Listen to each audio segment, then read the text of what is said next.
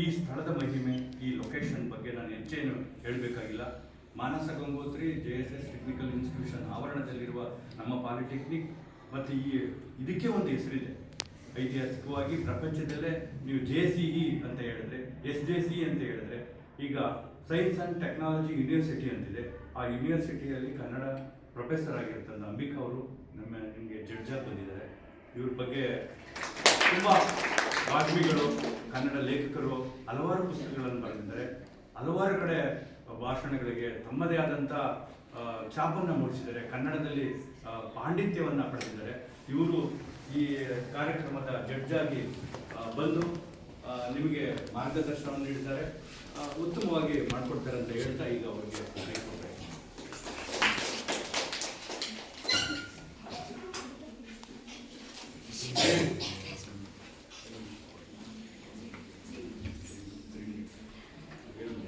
ಸುತ್ತೂರು ಗುರು ಪರಂಪರೆಗೆ ಸ್ಮರಿಸುತ್ತಾ ನನಗೆ ಇಲ್ಲಿ ಅವಕಾಶ ಕೊಟ್ಟಿದ್ದಕ್ಕೆ HOD ಮ್ಯಾಮ್ ಮತ್ತು ಇಲ್ಲಿನ ಸಿಬ್ಬಂದಿ ವರ್ಗದ ಎಲ್ಲ ನನ್ನ ಬಂಧುಗಳಿಗೆ ಮತ್ತು ವಿದ್ಯಾರ್ಥಿ ಕುಟುಂಬಕ್ಕೆ ನನ್ನ ನಮಸ್ಕಾರಗಳು. ನೀವು ಅದೃಷ್ಟವಂತರು ಅಂತ ಹೇಳ್ತೀನಿ ನಾನು. ಯಾಕೆಂತ ಹೇಳಿದ್ರೆ ನಾನು ಇಲ್ಲಿ ಕೆಲಸ ಮಾಡ್ತಿದ್ದೀನಿ ಅಂತಲ್ಲ, ಹೊರಗಡೆ ನೀವು ನಿಂತು ನೋಡಿದ್ರೆ JSS science and technology university, JSS ವಿಜ್ಞಾನ ಮತ್ತು ತಂತ್ರಜ್ಞಾನ ವಿಶ್ವವಿದ್ಯಾನಿಲಯ SJC, ಇಲ್ಲಿ ಯಾರೇ ಕೆಲಸ ಮಾಡಲಿ ಅದೇ ಹುದ್ದೆಗಳ ಲೆಕ್ಕಕ್ಕೆ ಬರೋದಿಲ್ಲ. ಇಲ್ಲಿ ಏನೇ ವಿದ್ಯಾರ್ಥಿಗಳಾಗಿರಲಿ ಹೊರಗಡೆ ನಿಂತು ನೋಡೋರಿಗೆ JSS ಸೈನ್ಸ್ ಆ್ಯಂಡ್ ಟೆಕ್ನಾಲಜಿ ಯೂನಿವರ್ಸಿಟಿನ ಅಂತ ಹೇಳ್ತಾರೆ. ಅವಕಾಶ ಸಿಕ್ಕಿದೆ, ದಯವಿಟ್ಟು ಯಾವುದೇ ಹೊಗಳಿಕೆ ಇಲ್ಲ, ರಿಫ್ಲೆಕ್ಷನ್ ಇಲ್ಲ. ಇಲ್ಲಿ ಒಳ್ಳೆ ಅವಕಾಶ ಸಿಕ್ಕಾಗ ದಯವಿಟ್ಟು ಸರಿಯಾಗಿ ಅದನ್ನು ಬಳಸ್ಕೊಳ್ಳಿ. ಇದೇ ಕಾಲೇಜ್ ಸೇರ್ಬೇಕು ಅಂತಲ್ಲ, ಇಲ್ಲಿ ನೀವು ಬರುವಾಗಲೇ ಅದನ್ನ ನಾಮಫಲಕ ಹಾಕೊಂಡು ಬರ್ತೀರಾ. JSS science and technology university ಬರ್ತಾ ಇದ್ದೀರಾ, JC ಬರ್ತಾ ಇದ್ದೀರಾ ಅಂತ ಹೇಳಿ, ಹಾಗೆ ವುಮೆನ್ಸ್ ಪಾಲಿಟೆಕ್ನಿಕ್ ಬರ್ತಾ ಇದ್ದೀರಾ ಅಂತ. ಅದು ಮೊದಲು ನಿಮಗೆ ನಾಮಫಲಕ. ನಮಗೆ ಹೆಸರಿನ ಜೊತೆಯಲ್ಲಿ ಬರ್ತೀವಿ. ನಾವು ಬಂದಾಗ ನಾವು ಏನು ಅಚೀವ್ಮೆಂಟ್ ಮಾಡ್ತೀವಿ ಅಂದ್ರೆ ಒಂದು ಸಾಧನೆ ಮಾಡ್ತೀವಿ, ಅದ್ರ ಮೇಲೆ ನಿಮ್ಮ ಜೀವನ ಅವಲಂಬಿತ ಆಗಿರುತ್ತೆ. ಪ್ರತಿಯೊಂದು ಅಭ್ಯಾಸಗಳು ಏನೇನಿದೆಯೋ ಅಭ್ಯಾಸಗಳು ಅದನ್ನೆಲ್ಲ ಈಡೇರಿಸ್ಕೊಳ್ಳೋದಕ್ಕೆ ಇಲ್ಲಿ ಕ್ಯಾಂಪಸ್ ಅಲ್ಲಿ ಅವಕಾಶ ಇದೆ. ಯಾರಾದ್ರೂ ಹಾಡೋರು ಇದ್ದೀರಾ, ಅಥವಾ ಸ್ಪೋರ್ಟ್ಸ್ ಅಲ್ಲಿ ಆಟೋಟ ಸ್ಪರ್ಧೆಗಳಲ್ಲಿ ಇದ್ದೀರಾ, ಮಾತಿನ ಕೌಶಲ್ಯ ಇದೆಯಾ, ಯಾವ ಕ್ಷೇತ್ರದಲ್ಲಿ ಬೇಕಾದ್ರೂ ಕೂಡ ಟೆಕ್ನಿಕಲ್ ಎಜುಕೇಶನ್ ಅಲ್ಲಪ್ಪ ಇರುವಂತದ್ದು ಈ ಕ್ಯಾಂಪಸ್. ಹಾಗಾಗಿ ಒಳ್ಳೆಯ ಸುವರ್ಣ ಅವಕಾಶಗಳಿರುತ್ತೆ. ನಾವು ಎಷ್ಟು ಚೆನ್ನಾಗಿ ಅದನ್ನ ಉಪಯೋಗಿಸ್ಕೊತೀವೋ ಅದ್ರ ಮೇಲೆ ಅವಲಂಬಿತ ಆಗಿರುತ್ತೆ. ಅತ್ಯುನ್ನತ ಮಟ್ಟದಲ್ಲಿ ಇವತ್ತು ನಮ್ಮ ಹಾಸ್ಟೆಲಲ್ಲೇ 4-5 ಜನ DC-ಗಳಾಗಿದ್ದಾರೆ. ಮತ್ತೆ ಕಾಲೇಜಲ್ಲಿ 3-4 ಜನ ನಮ್ಮ ವಿದ್ಯಾರ್ಥಿಗಳು DC ಆಗಿದ್ದಾರೆ. ಮಣಿಪುರ ಮೇಘಾಲಯದಲ್ಲೆಲ್ಲ ಇವಾಗಲೂ ಕೂಡ ಅರುಣ್ ಕುಮಾರ್ ಅಂತ ಹೇಳಿ ನಮ್ಮ ಇವಾಗಲೂ ಕೂಡ ಭೇಟಿ ಆಗ್ತಾರೆ. ಮತ್ತೆ ಜೊತೆಯಲ್ಲಿ ಫೋನಲ್ಲಿ ಕಾಂಟ್ಯಾಕ್ಟ್ ಇದೆ. ಹಾಗಾಗಿ DC ಆಗ್ಬೇಕು ಅಂತನಲ್ಲ, ಒಬ್ಬ ಕೃಷಿಕರೇ ಆಗಲಿ, ಅದಕ್ಕೆ ವಿದ್ಯಾಭ್ಯಾಸ ಬೇಕು, ಜ್ಞಾನ ಬೇಕು ಅಲ್ಲ. ನಮ್ಮ ತಿಳುವಳಿಕೆಯ ಮಟ್ಟವನ್ನು ಹೆಚ್ಚಿಸ್ಕೊಳ್ಳೋದಕ್ಕೆ ಜ್ಞಾನ ಬೇಕಾಗುತ್ತೆ.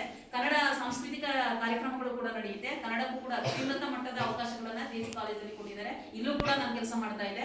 ನನ್ನ ಜೊತೆ ಎಲ್ಲರೂ ಕೂಡ ನನಗೆ ಸ್ಪಂದಿಸಿ ನನಗೆ ಒಳ್ಳೆಯ ಅವಕಾಶಗಳನ್ನ ಕೊಟ್ಟು, ಜೊತೆಯಲ್ಲಿ ನಮ್ಮ ಸಂಸ್ಥೆ ನಮಗೆ ಇಷ್ಟು ಸುವರ್ಣ ಅವಕಾಶ ಕೊಟ್ಟಾಗ ಅದನ್ನ ಸರಿಯಾದ ರೀತಿಯಲ್ಲಿ ಸದುಪಯೋಗ ಪಡಿಸ್ಕೊಂಡ್ರೆ ತುಂಬಾ ಒಳ್ಳೆಯದು ಅಂತ ಹೇಳಿ ಇವತ್ತಿನ ಕಾರ್ಯಕ್ರಮ ತುಂಬಾ ಖುಷಿ ಆಯ್ತು ಮೇಡಮ್. ಮತ್ತೆ ನಿಮ್ಮ ಎಲ್ಲರಿಗೂ ಕೂಡ ಧನ್ಯವಾದಗಳನ್ನ ಹೇಳ್ತೀನಿ. ಮಕ್ಕಳಿಗೆ ಈ ತರದ ಕೌಶಲ್ಯಗಳು ಬೇಕು ಪಾಠದ ಜೊತೆನಲ್ಲಿ. ಹಾಗಾಗಿ ಅವರು ಬಿಡುವಿನ ವೇಳೆಯಲ್ಲಿ ನಾವು ಏನಕ್ಕೆ ಬಂದಿದ್ದೀವಿ, ಉದ್ದೇಶಗಳು ಅನ್ನೋದನ್ನ ಆಲೋಚನೆ ಮಾಡೋದಕ್ಕೆ ಇವತ್ತು ಪಿಕ್ ಅಂಡ್ ಸ್ಪೀಚ್ ಅನ್ನು ಮಾಡ್ತಾ ಇದ್ದೀರಾ. ಆ ಕಾರ್ಯಕ್ರಮದಲ್ಲಿ ಏನಕ್ಕೆ ಕಾರ್ಯಕ್ರಮಗಳನ್ನು ಮಾಡ್ತಾರೆ, ನಿಮ್ಗೆ ಒಂದು ಧೈರ್ಯ ಬೆಳೆಸಬೇಕು. ಅದರಲ್ಲಿ ಹೆಣ್ಮಕ್ಳು, ಹೆಣ್ಮಕ್ಳನ್ನ ಯಾವ ತಾರತಮ್ಯನೂ ಬೇಡ. ಸಮಾಜದ ನಿರ್ಮಾಣ ಜೊತೆನಲ್ಲಿ ಹೆಣ್ಣು ಗಂಡು ಅನ್ನೋದು 12ನೇ ಶತಮಾನದಲ್ಲಿ ಅದನ್ನ ನಡೆಸಿ ಹಾಕಿದ್ದಾರೆ.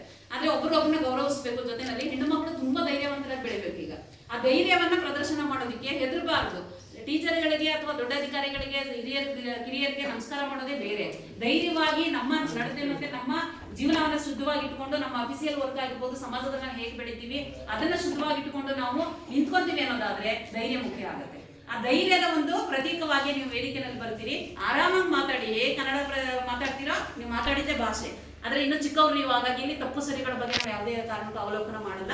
ಒಂದು ಭಾಷಾ ಕೌಶಲ್ಯ ಬೆಳೆಸ್ಕೊತೀರಿ, ವಿಚಾರ ಜ್ಞಾನವನ್ನ ಅರ್ಥಕೊಂತೀರಿ, ಯಾವ ತರ ವಿಚಾರಗಳನ್ನ ಮಂಡಿಸ್ಬೇಕು ಅಂತ ಹೇಳಿ.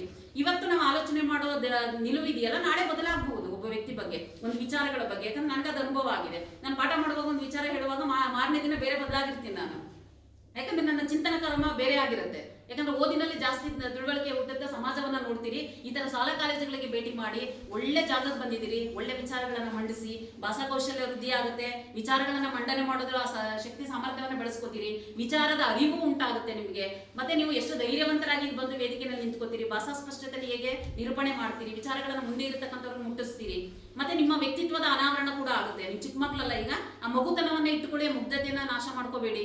ಈಗ ನೋಡ್ತೀರಲ್ಲ ಗಿಲ್ಲಿ ನಟ ಎಷ್ಟು ಸ್ಪಾಟಲ್ಲಿ ನಿಂತ್ಕೊಂಡು ಮಾತಾಡ್ತಾರೆ ಅಲ್ಲ. ನಾವು ಪ್ರೊಫೆಸರ್ ಆಗಿರೋರು ಮುಂದೆ ನಿಂತ್ಕೊಂಡು ಮಾತಾಡೋದು ಕಷ್ಟ ಆಗುತ್ತೆ ಅನ್ನೋ ಅನಿಸ್ಬಿಡೋ ಒಂದೊಂದ್ಸಲ. ಅದು ಜಾನಪದ ಶಕ್ತಿ, ಅದು ಮಣ್ಣಿನಿಂದ ಬಂದಿರತಕ್ಕಂಥ ಶಕ್ತಿ. ಹಾಗಾಗಿ ಭಾಷಾಕೌಶಲ್ಯ ಬೆಳೆಸ್ಕೊಳ್ಳಿ, ಒಳ್ಳೆ ವಿಚಾರಗಳನ್ನ 3 ನಿಮಿಷ ಟೈಮ್ ಕೊಡ್ತಾರೆ, ನಾವೇ ಕೂತಿರ್ತೀವಿ ಇಲ್ಲಿ. ನಾವು ಸ್ಪರ್ಧೆನಲ್ಲಿ ಗೆಲ್ತೀವಿ ಬಿಡ್ತೀವಿ ಅನ್ನೋದು ಮುಂದಿನ ಬೇಡ. ಅದ್ರ ಬಗ್ಗೆ ನಾಗಾಲೋಟದಲ್ಲಿ ಬರೀ ಗೆಲ್ಲೇಬೇಕು ಅನ್ನೋ ಪ್ರಯತ್ನ ಬೇಡ.